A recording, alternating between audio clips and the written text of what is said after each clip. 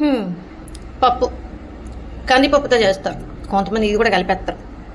కొంతమంది ఈ 3 కలిపేస్తారు. అప్పు చేసైనా సరే ఏం చేస్తారు? పెళ్లి చేస్తారు. మనం ఏం చేస్తున్నాం? మామిడికాయ పప్పు చేసాం అనుకుంటున్నారా? అప్పు చెయ్యాలా ఏంది? మామిడికాయ పప్పు చేయాలంటే ఏదో అప్పు వర్సెస్ పప్పు ప్రాస బాగుందని వాడాను.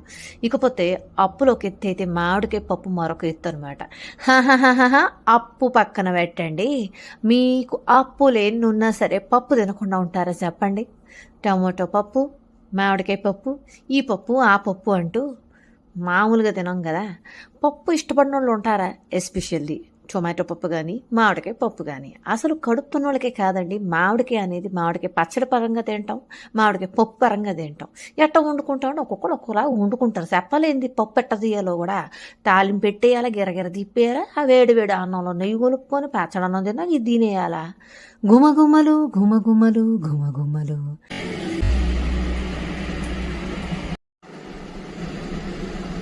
La la la la la la la la la la la la la la la la la